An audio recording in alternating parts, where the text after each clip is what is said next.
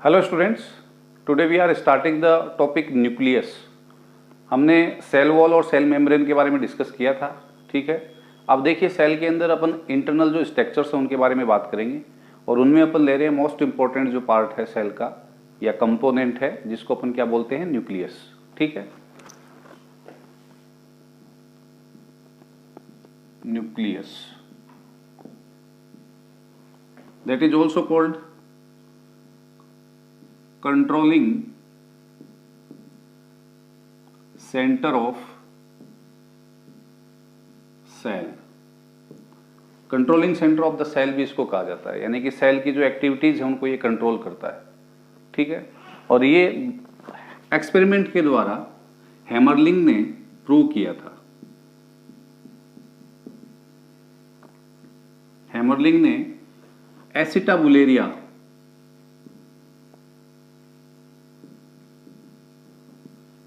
एसिटाबुलेरिया algae है बेटा ये, और प्लांट्स के अंदर अगर अपन देखें तो लार्जेस्ट सेल के एग्जाम्पल में भी आता है।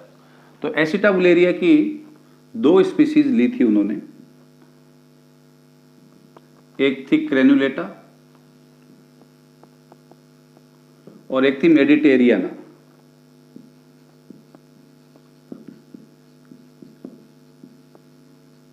ठीक है, इन दो स्पीसीज को लिया उन्होंने, एसिटाबुलेरिया और मेडिटेरियाना और एसिटाबुलेरिया क्रेनुलाटा, दो स्पीसीज एक ही जीनस से। कौन से जीनस से? एसिटाबुलेरिया से। मेडिटेरियाना की जो स्ट्रक्चर अगर अपन देखें तो उसके अंदर कैप जो है, हेड, वो डिस्क शेप्ड था।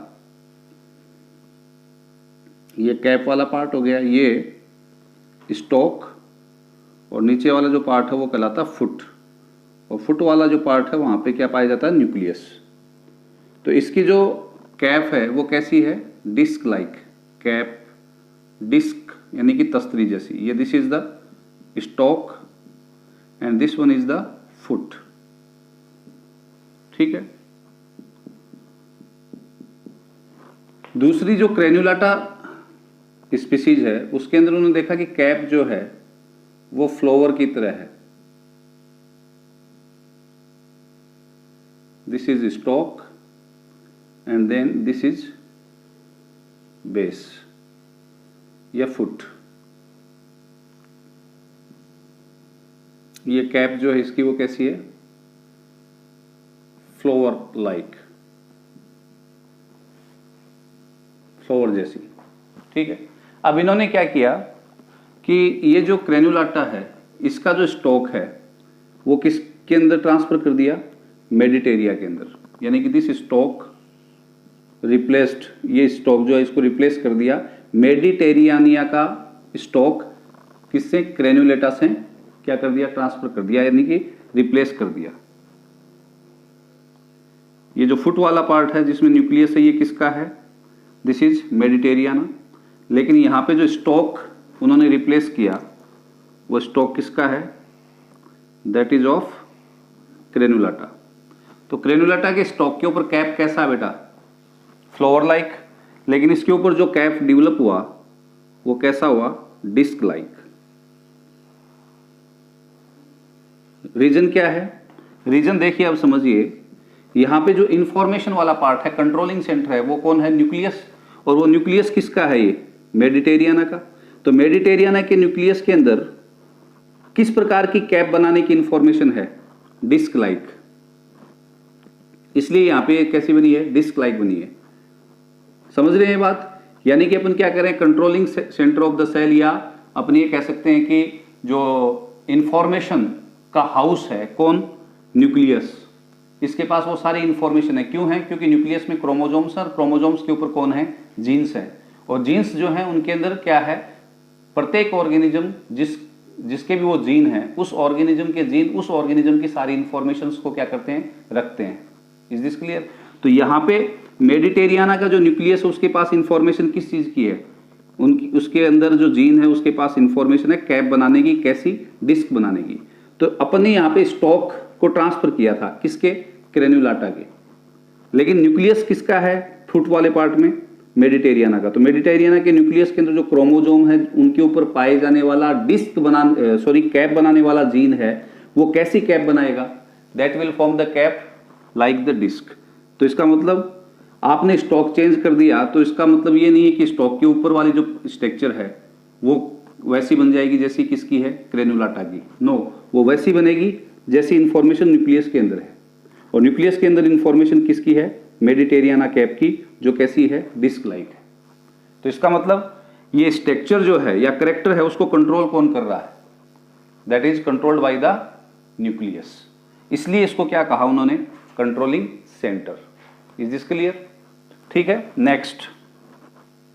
अब देखिए, सबसे पहले न्यूक्लियस के बारे में या उसको ऑब्जर्व करने का जो काम किया था वो लीवेनहॉक ने किया था। लीवेनहॉक ने सैल्मन फिश का नाम सुना हुआ आपने? तो सैल्मन फिश जो है वो मोस्टली अपने कह सकते हैं कि अंडर द आइस पाई जाती है, बर्फ के नीचे पाई जाती है, ठीक है ना। उससे ओमेगा 3 नाम का ऑयल भी मिलता है, जिसकी मार्केट में बहुत ज़्यादा अपन ये कह सकते हैं डिमांड है। हार्ट डिजीज से रिलेटेड जो ट्रीटमेंट होते हैं उसके अंदर उसका उपयोग किया जाता है, यानी कि वो जो ब्लॉक्स नहीं बनने देता है। तो लीवेनहॉक जो थे उन्होंने सैल्मन फिश के अंदर सबसे पहले ऑब्जर्व किया था, ऑब्जर्व न्यूक्लियस एट फर्स्ट, ठीक है। लेकिन credit of the discovery, nucleus की डिस्कवरी जो है उसका जो क्रेडिट है वो जाता है बेटा रॉबर्ट ब्राउन को। रॉबर्ट ब्राउन जो थे उन्होंने detailed study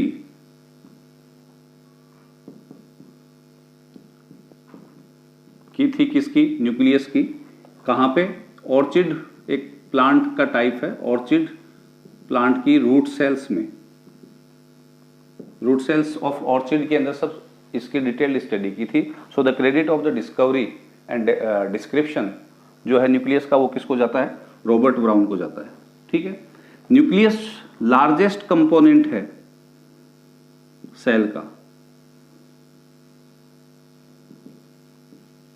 largest component of cell अगर आपसे पूछा जाए तो आप क्या कहोगे?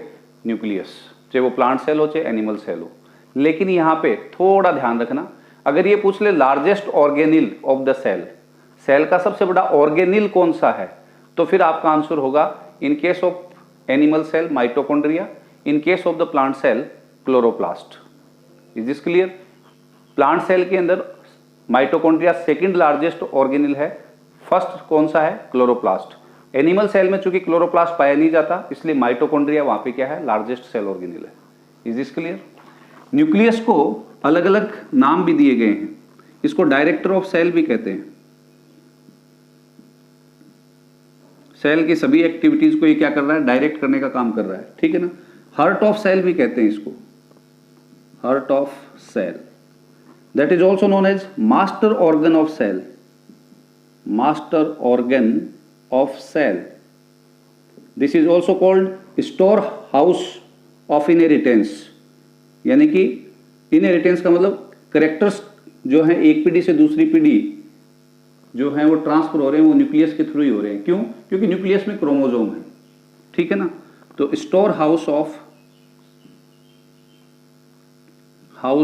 ऑफ इनहेरिटेंस भी इसको कहा जाता है, ठीक है। तो डिफरेंट ये नाम, कंट्रोलिंग सेंटर भी इसको कह रहे हैं, प्रोकैरियोन भी इसको कह रहे हैं। किसके केस में? प्रोकैरियोट्स के केस में।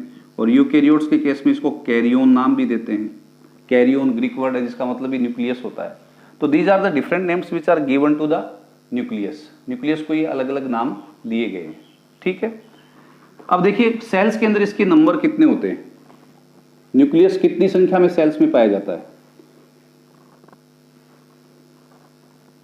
तो अपन यूं कह सकते हैं कि न्यूक्लियस जो है वो प्रेजेंट है इन ऑल द सेल्स। अगर लिविंग सेल है तो उनके अंदर न्यूक्लियस प्रेजेंट होगा, ठीक है। Nucleus present in all cells. लेकिन देखिए बायोलॉजी एक्सेप्शन वाला पर्टिकुलर साइंस है या ब्रांच ऑफ द साइंस है जिसमें आपको क्या मिलेगा, एक्सेप्शंस मिलेंगे। तो अपनी ये कह सकते हैं but exceptionally absent, that is absent mature RBC of mammals। Mammals की जो मेच्योर आरबीसी होती है, यंग आरबीसी जो होगी अपनी, उसके अंदर न्यूक्लियस होगा, ध्यान रखना, लेकिन मेच्योर होने के बाद में उसके अंदर न्यूक्लियस नहीं पाया जाता है, तो मेच्योर आरबीसी के अंदर नहीं होगा। ऐसे ही प्लांट्स के अंदर कंडक्शन के लिए फ्लोएम होता है, और फ्लोएम का एक पार्ट है जिसका नाम है सीव ट्यूब। फ्लोएम के अंदर ये ट्यूब लाइक स्ट्रक्चर होती है, सीव ट्यूब, जो फूड कंडक्शन का काम करती हैं। उन सीव ट्यूब के अंदर भी क्या नहीं पाया जाता, न्यूक्लियस नहीं पाया जाता। यहां पे भी आप ध्यान रखें बेटा, अगर आपसे ये सीव सेल ऑप्शन दिया हुआ हो तो सीव सेल के अंदर न्यूक्लियस पाया जाता है, ठीक है ना। टेरिडोफाइट और जिम्नोस्पर्म्स में सीव सेल पाई जाती हैं, सीव ट्यूब की जगह पे सीव सेल में न्यूक्लियस पाया जाता है, लेकिन सीव ट्यूब में न्यूक्लियस नहीं पाया जाता है। Is this clear? तो वी हैव टू बी, अपने को ध्यान रखना, यहाँ पे अवेयरनेस जरूरी है क्वेश्चन करते समय। सीव ट्यूब के अंदर नहीं होगा क्या, nucleus. Is this clear? Number of nucleus in the cells, number अगर अपन देखें तो देखिए देयर में बी द अब्सेंट, तो अपन कह सकते हैं कि न्यूक्लियस अब्सेंट, जैसे प्रोकैरियोटिक सेल हैं, वहां पे वेल डेवलप्ड न्यूक्लियस नहीं होता है, कारण न्यूक्लियर मेम्ब्रेन नहीं पाई जाती है, केवल डीएनए जो है वो नेक्ड होता है, उसके चारों ओर न्यूक्लियर मेम्ब्रेन यानी कि फुली डेवलप्ड न्यूक्लियस नहीं होगा। कहां पे? प्रोकैरियोट्स के अंदर, ठीक है ना। सीव ट्यूब और मेच्योर आरबीसी, ठीक है ना। मेच्योर आरबीसी में भी एक्सेप्शन ध्यान में रखना, केमल और लामा, दो कुबड़ वाला ऊंट जो होता है, ठीक है ना, वो लामा, ये मेमल्स में भी, ये भी एक्सेप्शन है जिनकी मेच्योर आरबीसी में न्यूक्लियस मिलेगा। बाकी मेमल्स की मेच्योर आरबीसी में नहीं मिलेगा, लेकिन इनकी मेच्योर आरबीसी में न्यूक्लियस मिलेगा, ठीक है। तो ऐसी सेल्स जिनमें न्यूक्लियस नहीं पाया जाता, उन सेल्स को बोलते हैं akaryotic. What we call them? Akaryotic cells. Akaryotic का मतलब जिनके अंदर कैरियोन नहीं है, यानी कि न्यूक्लियस नहीं है। यहां पे प्रोकैरियोटिक सेल में ध्यान में रखना, प्रोकैरियोन पाया जाता है, वेल डेवलप्ड न्यूक्लियस नहीं पाया जाता है। और जिन सेल्स के अंदर न्यूक्लियस पाया जाता है वो कैरियोटिक सेल्स हैं, यानी कि न्यूक्लियस युक्त होती हैं। वो नंबर ऑफ न्यूक्लियस के आधार पे, जैसे एक न्यूक्लियस है तो वो कहलाएगी यूनी न्यूक्लिएट, नोट करते जाएं आप ये, या यूनी कैरियोटिक। क्या होगा उनमें? वन न्यूक्लियाई, सिंगल न्यूक्लियस उनके अंदर उपस्थित होगा, तो उनको अपन क्या बोलेंगे? यूनी कैरियोटिक या uninucleate. Is this clear? तो इसमें आप मोस्ट ऑफ सेल्स जो होती हैं वो इसी कैटेगरी में आती हैं,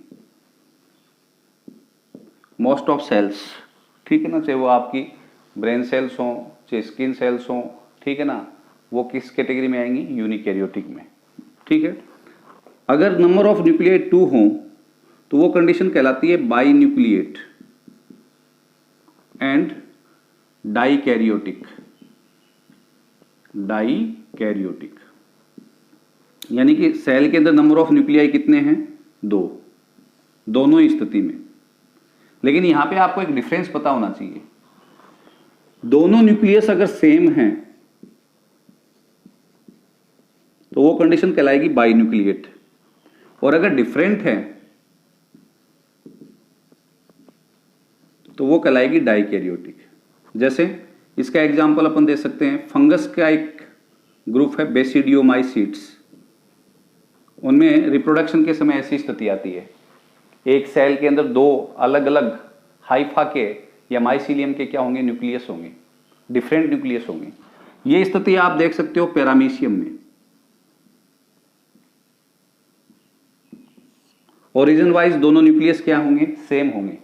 यहां पे ओरिजिन वाइज दोनों न्यूक्लियस क्या है? डिफरेंट है। तो ये dikaryotic, different number of 2 nuclei होना मतलब क्या है? बाई न्यूक्लिएट या डाइकैरियोटिक। डाइकैरियोटिक कब? जब दोनों न्यूक्लियस क्या हो? डिफरेंट हो, और जब दोनों न्यूक्लियस सेम हो तो वो कंडीशन क्या कहलाएगी? बाई न्यूक्लिएट, ठीक है।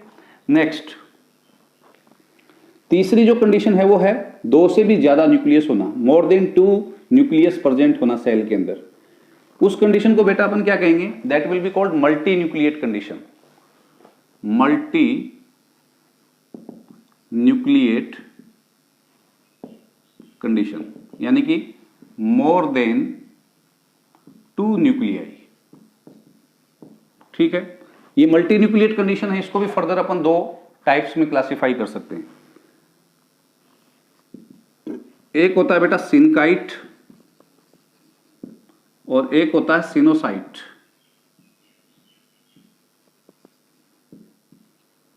दोनों ही कंडीशन के अंदर सेल जो है उसके अंदर न्यूक्लियस की संख्या 2 से ज्यादा होगी।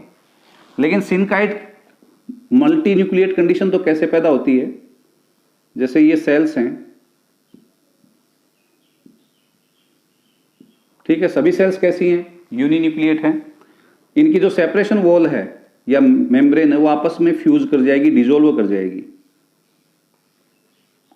अब देखिए एक सेल बनी है, आपस में इन सेल्स के फ्यूज करने के कारण इस सेल के अंदर देखिए बेटा number of nuclei more than 2 है या नहीं है। तो सिनकाइट किसे कहते हैं, मल्टी न्यूक्लिएट कंडीशन जो किसके कारण पैदा हुई है, फ्यूजन के कारण, एक से अधिक सेल्स के फ्यूजन के कारण। जैसे मैं एग्जांपल देता हूं आपको, एस्केरिस जो होता है उसके अंदर जो एपिडर्मिस होती है उसकी, वो मल्टी न्यूक्लिएट सिनकाइट का एग्जांपल है। एस्केरिस के अंदर आप ये ले सकते हैं, ठीक है ना। दूसरा आप एग्जांपल ले सकते हैं, प्लांट्स के अंदर यंग जाइलम जो होता है वो आप इसका एक एग्जांपल ले सकते हैं, जहां पे मल्टी न्यूक्लिएट सिनकाइट कंडीशन पाई जाती है। सिनोसाइट का मतलब क्या बेटा, ये मल्टी न्यूक्लिएट कंडीशन जो आती है वो एक न्यूक्लियस के बार बार डिवीजन करने के कारण आती है, और वो डिवीजन भी कौन से कहलाते हैं, free nuclear division. Free nuclear division का मतलब क्या होता है, देखिए सेल डिवीजन के अंदर क्या देखने को मिलता है, एक न्यूक्लियस 1 से 2 होता है तो उसको बोलते हैं कैरियोकाइनेसिस, डिवीजन ऑफ न्यूक्लियस। और उसके बाद में बेटा साइटोप्लाज्म का डिवीजन होता है, साइटोकाइनेसिस, यानी कि nuclear division just followed by the cytoplasmic division. तब 1 से कितनी सेल बनती हैं, 2। लेकिन केवल न्यूक्लियस का डिवीजन हो तो उसको अपन बोलते हैं फ्री न्यूक्लियर डिवीजन। तो 1 से 2 हो गए, 2 से फिर कितने हो गए, 4, फिर 8, फिर 16, ठीक है ना। तो ये मोर देन 2 न्यूक्लियस हो गए या नहीं हो गए, कंडीशन कौन सी आ गई, मल्टी न्यूक्लिएट। तो इस मल्टी न्यूक्लिएट कंडीशन को अपन बोलते हैं बेटा सिनोसाइट। तो मल्टी न्यूक्लिएट कंडीशन भी पाई जा सकती है। इसके एग्जाम्पल अपन दे सकते हैं, अगर आपको फंगस सरसों के अंदर एक रोग पैदा करता है जिसका नाम है एल्ब्यूगो, राइजोपस, अपन एग्जाम्पल दे सकते हैं। और एंजियोस्पर्मिक प्लांट्स में एम्ब्रियो को न्यूट्रिशन, डेवलपिंग एम्ब्रियो को न्यूट्रिशन देने के लिए एक टिश्यू डेवलप होता है जिसका नाम है एंडोस्पर्म। कौन सी एंडोस्पर्म, न्यूक्लियर एंडोस्पर्म। वो भी अपन एक एग्जाम्पल के रूप में काम में ले सकते हैं, जहां पे आपको मल्टी न्यूक्लिएट सिनोसाइट मिलेगा। तो नंबर ऑफ न्यूक्लियाई 1 हो सकता है, 2 हो सकता है, मोर देन 2 हो सकते हैं।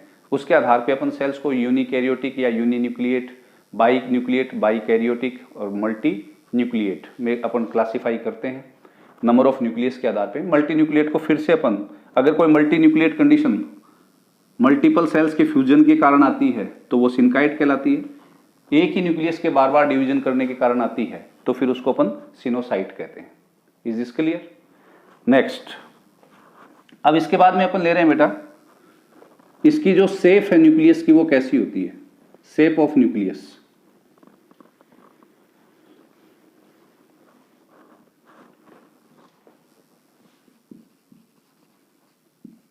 तो देखिए प्लांट सेल में ओवल शेप्ड होगा, एनिमल सेल के अंदर स्फेरिकल, ठीक है। लेकिन इंपॉर्टेंट क्या है यहां पे, अगर आपसे ये पूछ लिया जाए कि जो WBC होती हैं उनके अंदर न्यूक्लियस कैसा होता है, उसकी शेप कैसी होती है, तो इन केस ऑफ WBC आपका आंसर होगा लोब्ड। यूं होगा।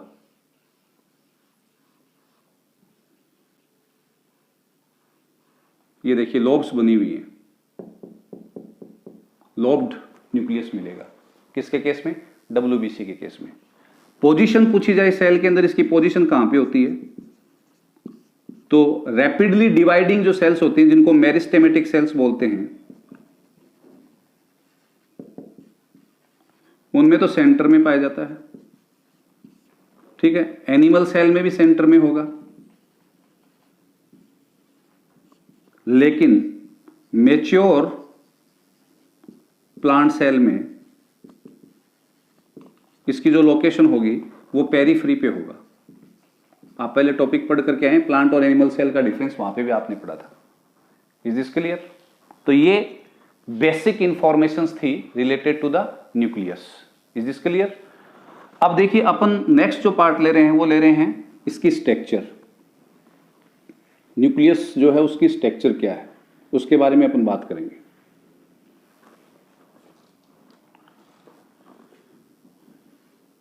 Structure of nucleus. ठीक है, तो देखिए न्यूक्लियस की जो स्ट्रक्चर है वो अपने आप में एक ये कह सकते हैं कि इंपॉर्टेंट कंपोनेंट है, पार्ट है। तो कॉम्प्लेक्स स्ट्रक्चर है, लेकिन बहुत सिंपल है। डायग्रामेटिकली पहले अपन ले लेते हैं।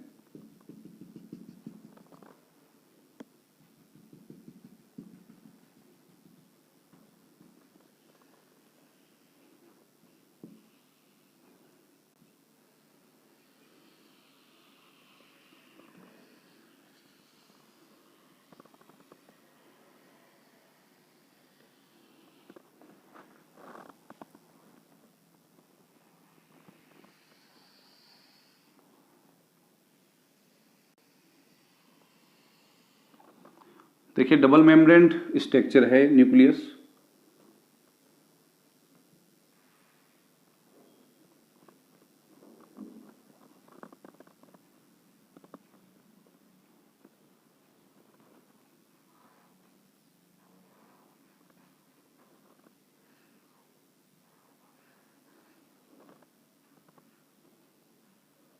ये जो बीच में गैप दिखा रहा हूं ये न्यूक्लियर पोर हैं, पोर कॉम्प्लेक्स आगे भी स्ट्रक्चर में आ जाएंगे, जिनके थ्रू मटेरियल का एक्सचेंज होगा साइटोप्लाज्म और न्यूक्लियोप्लाज्म के बीच में। ठीक है ना? तो ये सबसे बाहर का जो कवर है इसको अपन क्या बोलते हैं? That is called कैरियोथिका।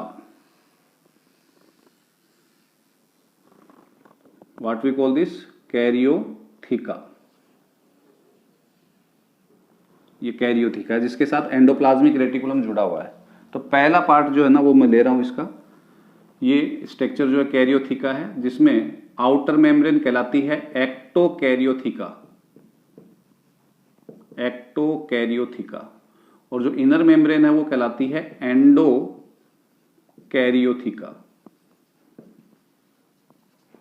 That is called एंडोकैरियोथिका।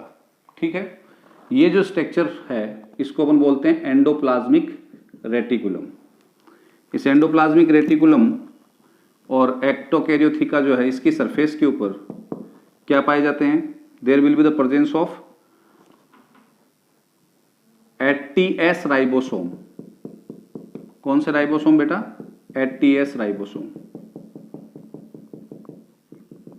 ये प्रेजेंट होंगे। These are related with the protein synthesis process। ठीक है, तो सबसे आउटर मोस्ट लेयर अपन पहले ले लेते हैं जिसका नाम क्या है? कैरियोथिका, या इसी को बोलते हैं न्यूक्लियर इनवलप।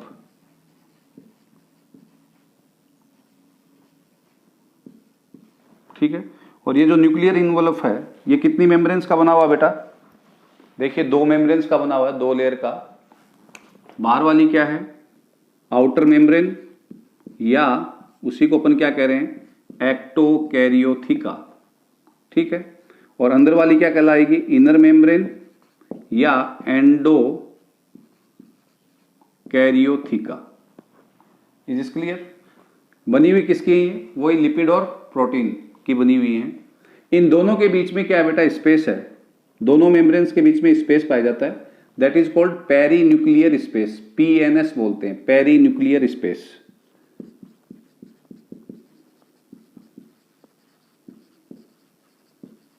ठीक है, और ये जो स्पेस होता है इसकी 152 कितना चौड़ा होता है, ये 152 300 एंगस्ट्रॉम चौड़ा होगा।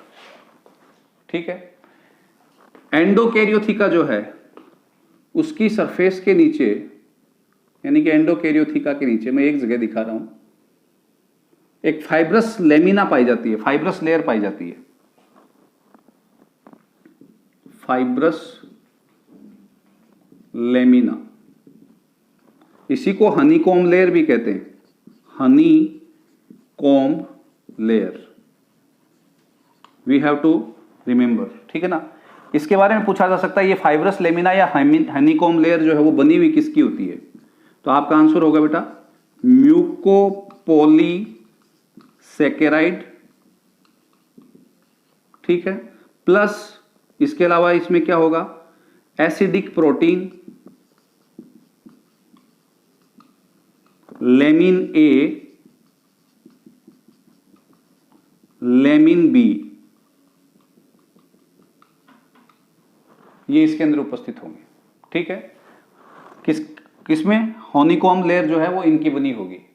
अब आपसे ये क्वेश्चन पूछा जा सकता है कि ये बनी हुई किसकी है ये, ठीक है ना, तो आप ये दे देंगे। फिर ये पूछा जा सकता है इसका फंक्शन क्या है, तो फंक्शन आप ध्यान में रखें, इट विल हेल्प करती है, ये मदद करती है किसके अंदर, अपीयरिंग एंड डिसअपीयरिंग, नोट करें, डिसअपीयरिंग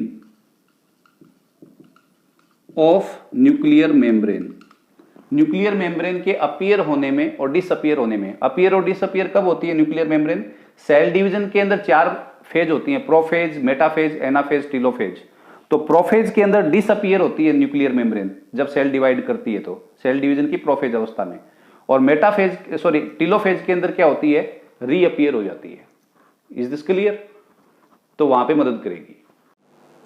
दूसरा जो पार्ट फिर इसके अंदर न्यूक्लियर इन्वेलप या कैरियोथिका के अंदर इंपॉर्टेंट होता है, वो दूसरा जो पार्ट है वो क्या है, कैरियोथिका का दूसरा पार्ट वो है important nuclear pore complex.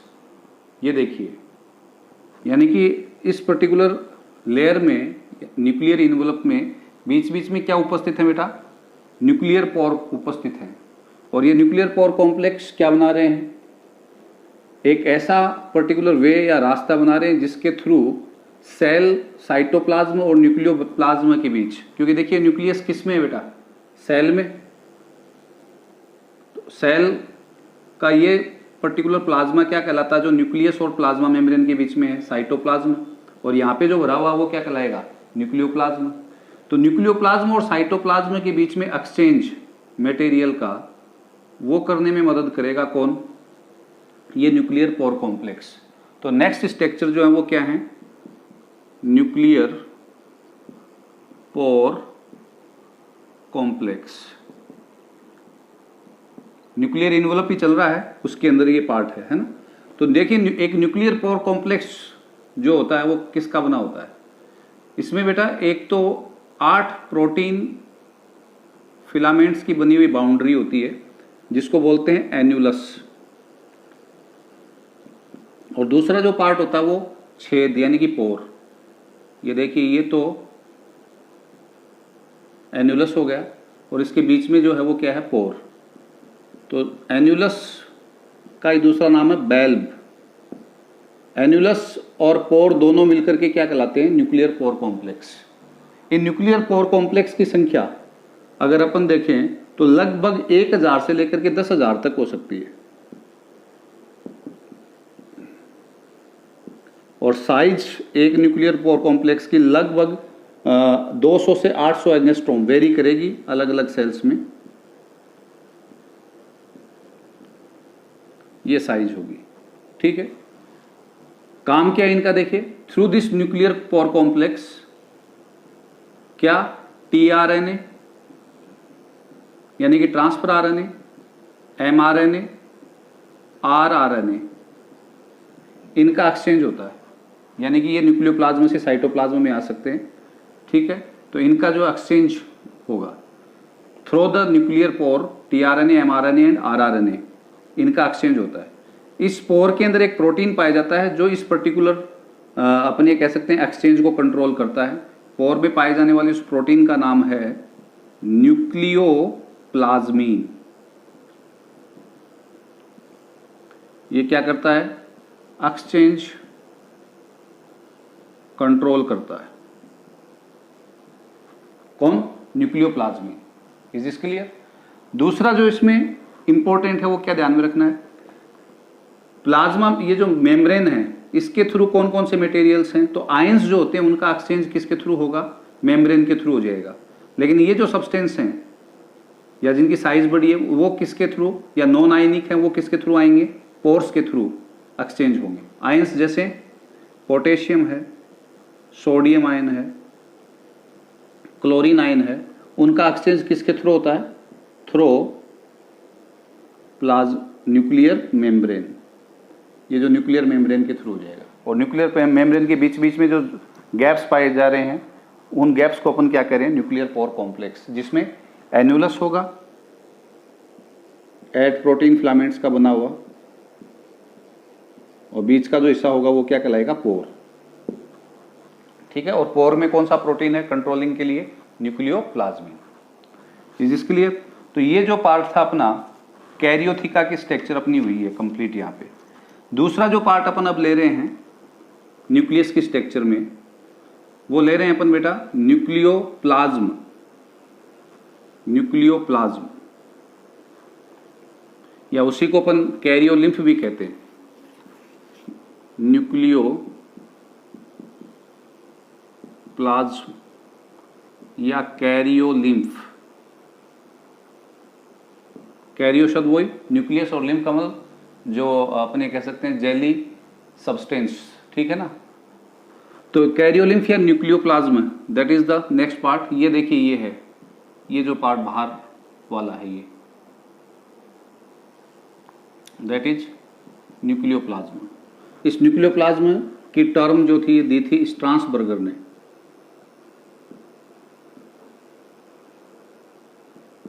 Term किसके द्वारा दी गई? स्ट्रासबर्गर के द्वारा। इसका पीएच जो होता है न्यूक्लियोप्लाज्म का वो होता है 7.4 पीएच, यानी कि स्लाइटली बेसिक, 7 से ऊपर बेसिक, 7 से नीचे एसिडिक, ठीक है ना। तो स्लाइटली बेसिक होगा। इसके अंदर मोस्टली क्या मिलेंगे? एंजाइम्स मिलेंगे। एक तो आपको डीएनए पॉलीमरेज जो डीएनए रेप्लिकेशन से जुड़ा हुआ है, आरएनए पॉलीमरेज जो आरएनए बनाने से, डीएनए से डीएनए बनाने का काम तो करवाता है डीएनए पॉलीमरेज, डीएनए पर आरएनए सिंथेसिस करवाता है आरएनए पॉलीमरेज, ठीक है। इसके अलावा डीएनए और आरएनए बनाने वाले न्यूक्लियोटाइड्स, डीएनए और आरएनए जिन यूनिट्स के बने होते हैं उनको न्यूक्लियोटाइड कहा जाता है। न्यूक्लियोटाइड किससे बनते हैं? न्यूक्लियोसाइड्स, ठीक है ना। न्यूक्लियोसाइड जो होता है उसमें pentose sugar plus nitrogen base होता है, और न्यूक्लियोटाइड के अंदर पेंटोज शुगर नाइट्रोजन बेस के साथ एक चीज और जुड़ जाएगी, फॉस्फोरिक एसिड। तो पहले न्यूक्लियोसाइड बनता है, पेंटोज शुगर यानी कि 5 कार्बन वाली शुगर, और nitrogen base adenine, thymine, guanine, cytosine, इनमें से कोई सा भी एक, वो दोनों मिलकर के क्या बनाएंगे? न्यूक्लियोसाइड। फिर न्यूक्लियोसाइड के साथ क्या जुड़ जाएगा? Phosphoric acid. तो क्या बन जाएगा? न्यूक्लियोटाइड। और न्यूक्लियोटाइड आपस में जुड़ करके क्या बनाते हैं? डीएनए या आरएनए, यानी कि डीऑक्सीराइबोस न्यूक्लिक एसिड या राइबोस न्यूक्लिक एसिड। किसके बने होते हैं? न्यूक्लियोटाइड्स के। Is this clear? नेक्स्ट, अब ये पूछा जा सकता है कि मोस्टली न्यूक्लियस की जो साइज है उसको कंट्रोल करने का काम कौन करता है? तो the size of nucleus is controlled by the nucleoplasm. Size control करता है। Is this clear? नेक्स्ट, अब अगला जो पार्ट ले रहे हैं अपन वो है न्यूक्लियोलस। ये तो हो गया न्यूक्लियोप्लाज्म। अब देखिए बीच में जो रेडिश कलर में गेंद सी दिखा रखी है आपको, बॉल सी, ये क्या है? न्यूक्लियोलस। न्यूक्लियस की स्ट्रक्चर का तीसरा part, karyotheca, nucleoplasm and then nucleolus.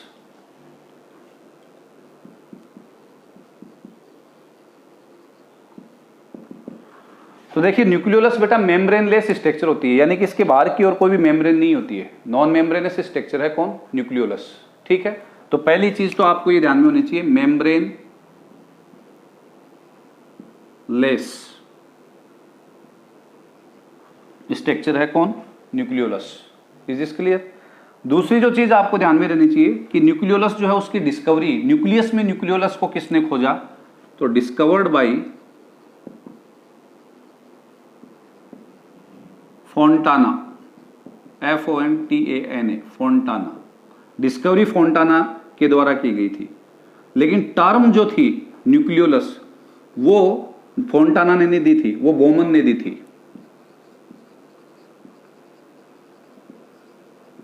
Boman gave term, nucleolus term जो थी वो किसके द्वारा दी गई थी, बोमन के द्वारा।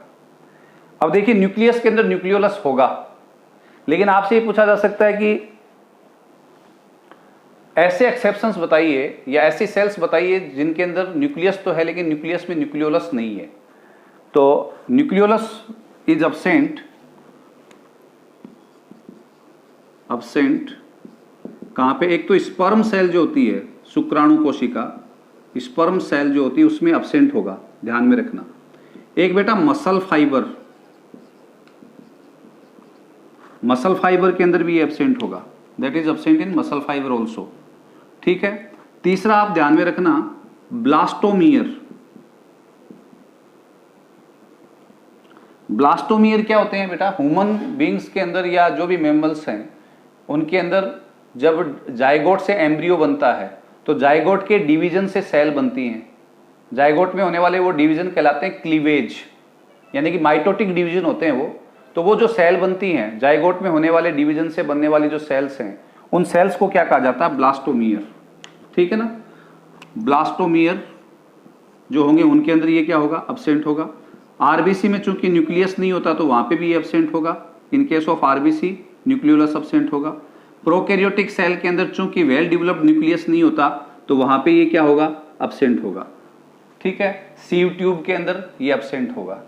तो ये एग्जाम्पल्स हैं, ये वो सेल्स हैं जहां पे न्यूक्लियोलस आपको क्या होगा, अब्सेंट मिलेगा। Is this clear? नेक्स्ट, अब ये पूछा जा सकता है आपसे कि सेल्स के अंदर न्यूक्लियोलस की संख्या कितनी होती है। तो यूजुअली एक न्यूक्लियस के अंदर क्या होगा, एक न्यूक्लियोलस होगा। ठीक है ना, तो हैप्लॉइड सेल जो होती है,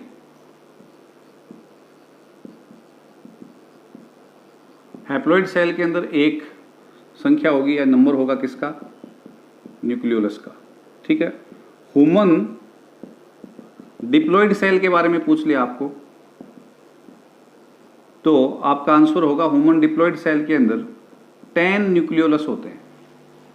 ठीक है ना, कैसे, देखिए 13 क्रोमोसोम नंबर 13, 14, 15, 21 और 22, ये जो 5 क्रोमोसोम होते हैं अपने अंदर, उनके अंदर क्या देखने को मिलेगा, उनकी स्ट्रक्चर देखोगे तो आपको सेकेंडरी कॉन्स्ट्रिक्शन देखने को मिलेगा। ये प्राइमरी कॉन्स्ट्रिक्शन है, फिर ये सेकेंडरी कॉन्स्ट्रिक्शन है, और ये जो सेकेंडरी कॉन्स्ट्रिक्शन वाला एरिया है यहां पे ओरिजिन होती है किसकी, न्यूक्लियोलस की। ये जो क्षेत्र होता है इसको बोलते हैं NOR, nuclear organiser reason.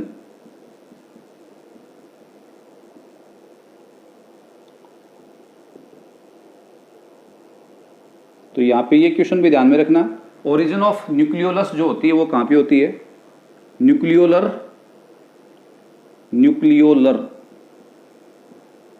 Organiser reason, वो कहां पे होती है, NOR। ये जो कॉन्स्ट्रिक्शन है ये तो सभी क्रोमोसोम्स में मिलेगा, इसको बोलते हैं प्राइमरी कॉन्स्ट्रिक्शन, और ये जो कॉन्स्ट्रिक्शन है बेटा इसको बोलते हैं सेकेंडरी कॉन्स्ट्रिक्शन। तो अपने 1 से लेकर के 22 तक जो क्रोमोसोम हैं, 23वां क्रोमोसोम तो X या Y होगा, तो 1 से लेकर के 22 तक जो है उनमें 13वें, 14वें, 15वें, 21वें और 22वें क्रोमोसोम पे ये NOR पाया जाता है, जहां पे न्यूक्लियोलस मिलेगा आपको। At the time of cell division यहीं से न्यूक्लियोलस की ओरिजिन होती है।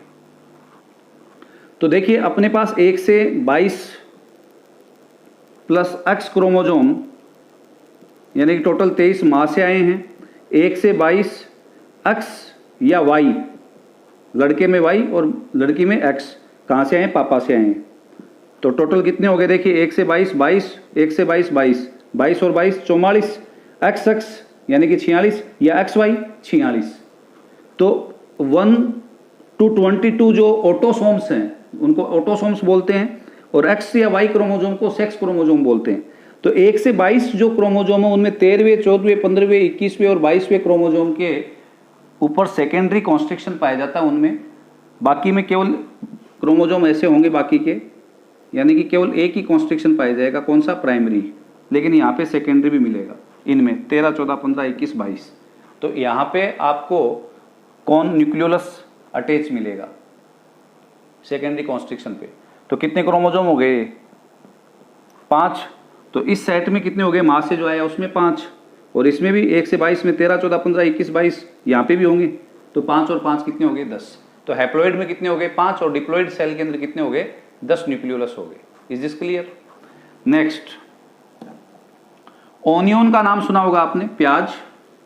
उसके अंदर एक न्यूक्लियस के अंदर 4 न्यूक्लियोलस मिलते हैं। ओनियन के अंदर संख्या होगी 4। मैक्सिमम बेटा आपको मिलेंगे कहां पे? एम्फीबियंस की जो oocyte होती है। oocyte का मतलब होता है वो सेल जिससे एग बनेगा, एग मदर सेल है ये, ठीक है ना। तो एम्फीबियंस की oocyte सेल जो होती है उसके अंदर 200 क्या मिलेंगे आपको? न्यूक्लियोलस मिलेंगे। There will be the 200 nucleolus. Is this clear? तो ये नंबर से रिलेटेड क्वेश्चन यहां पे पूछे जा सकते हैं। अब ये पूछा जाता है कि ये न्यूक्लियोलस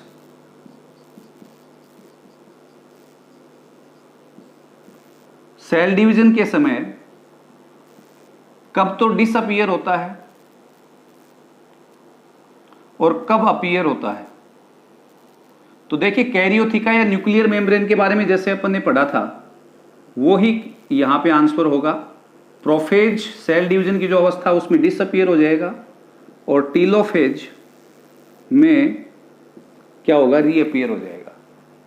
इज दिस क्लियर? तो न्यूक्लियर मेम्ब्रेन और nucleolus both disappear in prophase phase of the cell division and reappear in the telophase of the cell division. Is this clear? तो ये भी आप ध्यान में रखें यहाँ पे, ठीक है। अब इसके स्ट्रक्चर और केमिकल कंपोजिशन क्या है न्यूक्लियोलस का?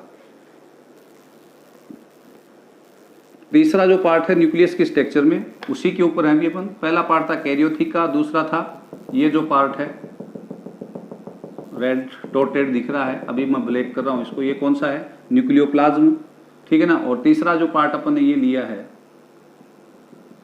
ये कौन सा है? न्यूक्लियोलस। तो न्यूक्लियोलस का केमिकल कंपोजिशन और स्ट्रक्चर क्या है? केमिकल कंपोजिशन, तो देखिए न्यूक्लियोलस के अंदर बेटा 85% तो प्रोटीन होते हैं। How much? 85% प्रोटीन। 5% इसके अंदर क्या मिलेगा आपको? 5% के करीब डीएनए, और 10% आपको मिलेगा इसमें आरएनए, ठीक है ना। This is the chemical composition of the nucleolus. Structure अगर अपन देखें तो न्यूक्लियोलस जो है उसके स्ट्रक्चर के भी 4 पार्ट होते हैं। न्यूक्लियोलस जो है उसके स्ट्रक्चर को अगर अपन देखें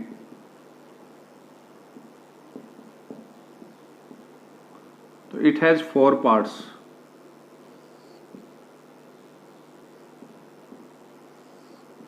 चार पार्ट्स हैं इसके।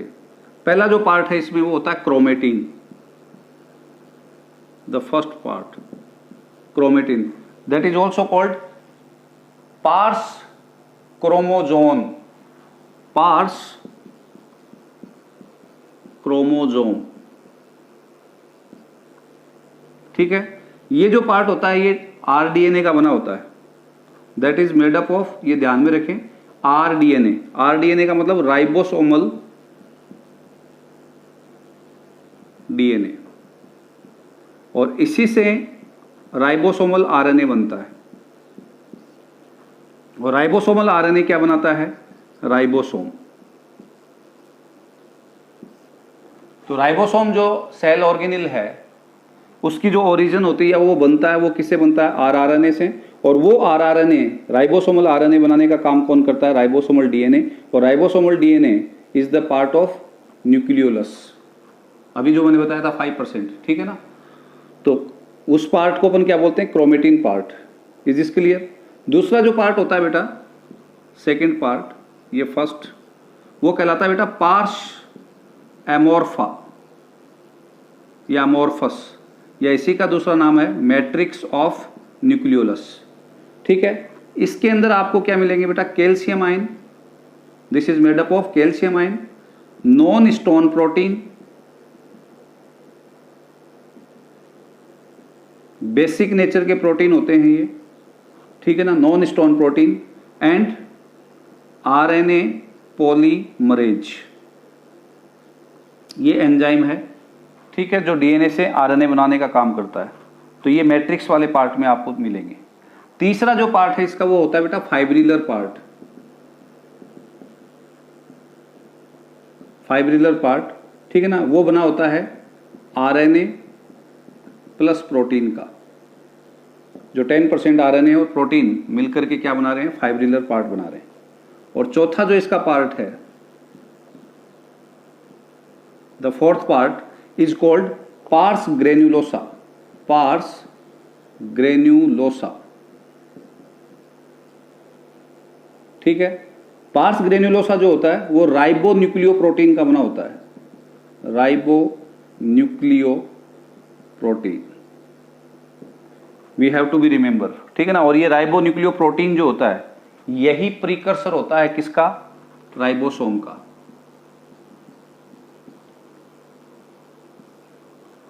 ठीक है, यानी कि जो आरआरएनए बना उस आरआरएनए के साथ क्या होंगे? राइबोसोम बनाने वाले या अटैच करने वाले प्रोटीन्स मिलेंगे और वो कौन सा पार्ट बना लेंगे? Pars granulosa. यानी कि यहां से ये जो इसमें तो क्या है? Ribosomal DNA. ये राइबोसोमल डीएनए क्या बनाएगा? आरआरएनए।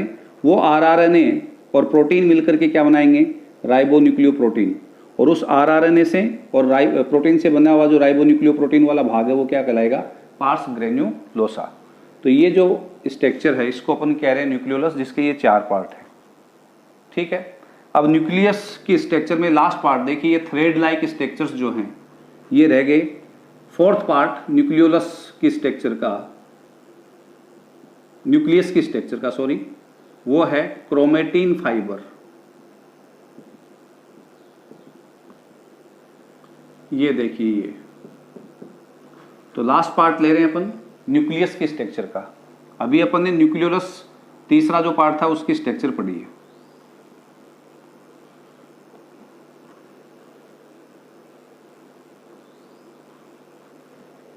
तो न्यूक्लियस की स्ट्रक्चर का पहला पार्ट अपना कंप्लीट हो गया, कैरियोथिका। दूसरा कौन सा था?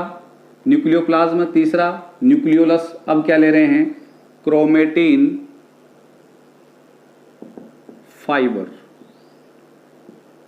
क्रोमेटिन फाइबर, ठीक है ना। ये क्रोमेटिन फाइबर वाला जो पार्ट है ये बना होता है किसका बेटा? DNA plus histone protein. Histone protein जो होते हैं वो एसिडिक होते हैं नेचर में, सॉरी बेसिक होते हैं।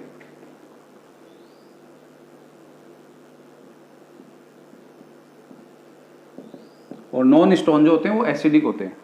तो स्टोन प्रोटीन जो है वो और डीएनए दोनों मिलकर के क्या बनाते हैं? क्रोमेटिन फाइबर, ठीक है ना। क्रोमेटिन फाइबर या क्रोमेटिन जो सब था वो फ्लेमिंग ने दिया था,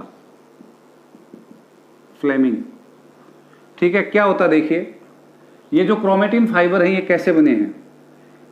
ये स्टोन प्रोटीन बेटा 5 प्रकार के हैं, H2A, H2B, H3 और H4 एंड H1। तो H2A के 2 मॉलिक्यूल, H2B के 2 मॉलिक्यूल, H3 के 2 मॉलिक्यूल और H4 के 2 मॉलिक्यूल, यानी टोटल कितने हो गए? 8। ये हो गए 8, यानी कि ऑक्टामर बनाते हैं एक, किसका? स्टोन प्रोटीन का। और ये जो ऑक्टामर बनता है इसके चारों ओर डीएनए कोइल्ड होता है यूं।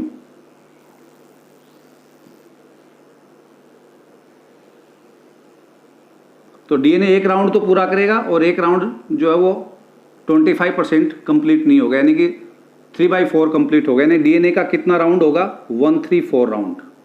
और ये जो डीएनए इसके चारों ओर रैप हो रहा है, इसके अंदर लगभग 145 बेस पेयर लंबा डीएनए होता है। लगभग 200 एंगस्ट्रोम लंबा डीएनए इसके चारों ओर रैप होगा। और अब ये जो स्ट्रक्चर बनेगी किससे? ऑक्टामर ऑफ हिस्टोन प्रोटीन और डीएनए जो इसके चारों ओर रैप हो रहा है, वो स्ट्रक्चर कहलाती है बेटा न्यूक्लियोसोम या न्यू बॉडी। न्यूक्लियोसोम या न्यू बॉडी। और ये न्यूक्लियोसोम जब 6 आपस में मिल जाते हैं, जुड़ जाते हैं, कौन से हिस्टोन प्रोटीन के द्वारा? H1। देखिए ये रहा H1, दूसरा न्यूक्लियोसोम होगा, फिर तीसरा होगा। तो जब 6 न्यूक्लियोसोम आपस में जुड़ जाते हैं तब स्ट्रक्चर बनती है सोलेनोइड। ठीक है। एक न्यूक्लियोसोम को दूसरे न्यूक्लियोसोम से जोड़ने के लिए 60 एंगस्ट्रोम लंबा डीएनए लगता है, जिसको लिंकर डीएनए कहते हैं। ठीक है। H1 हिस्टोन प्रोटीन न्यूक्लियोसोम का हिस्सा नहीं है। न्यूक्लियोसोम के अंदर कौन कौन से हैं देखिए? H2A, H2B के 2, H2A के 2, H3 के 2, H4 के 2। और चारों ओर कितना बड़ा डीएनए? 145 बेस पेयर या 200 एंगस्ट्रोम लंबा डीएनए एक राउंड तो पूरा करता है, दूसरा राउंड 3/4 रैप होगा और फिर किनारे पे जाकर के किससे जुड़ जाएगा? H1 हिस्टोन प्रोटीन से। फिर दूसरा एक न्यूक्लियोसोम होगा। 2 न्यूक्लियोसोम को आपस में कौन जोड़ रहा है? लिंकर डीएनए, जो कितने एंगस्ट्रोम लंबा होगा? 60 एंगस्ट्रोम। 6 न्यूक्लियोसोम जब जुड़ जाएंगे तब क्या बनेगा? सोलेनोइड। और जब 10 सोलेनोइड जुड़ जाएंगे तब बनेगा बेटा सुपर सोलेनोइड। सुपर सोलेनोइड से आगे बनेगा क्रोमेटीन। क्या बनेगा? क्रोमेटीन। और क्रोमेटीन जो है वो आपस में जुड़ करके, या क्रोमेटीन की जो नेक्स्ट स्टेज आएगी वो बनेगा बेटा क्रोमेटिड, अर्ध गुणसूत्र, हाफ क्रोमोजोम। और 2 हाफ क्रोमोजोम आपस में जुड़ जाएंगे सेंट्रोमियर के द्वारा, तब क्या स्ट्रक्चर बन जाएगी? क्रोमोजोम। ठीक है। तो क्रोमेटिन का मतलब क्या हो गया? डीएनए प्लस हिस्टोन प्रोटीन क्या है? क्रोमेटिन है। और वही क्रोमेटिन क्या बनाते हैं? आपके क्रोमोजोम बनाते हैं। तो डीएनए प्लस हिस्टोन प्रोटीन जब आपस में जुड़ेंगे तो सबसे प्रारंभिक प्राइमरी स्ट्रक्चर क्या बनेगी? न्यूक्लियोसोम। न्यूक्लियोसोम से बड़ी स्ट्रक्चर क्या है? कई न्यूक्लियोसोम हो जाएंगे तो सोलेनोइड, सोलेनोइड से सुपर सोलेनोइड और फिर क्रोमेटिन। ठीक है। ये क्रोमेटिन जो है, जो बन रहा है, जिसमें क्या है बेटा? Basically DNA plus histone protein.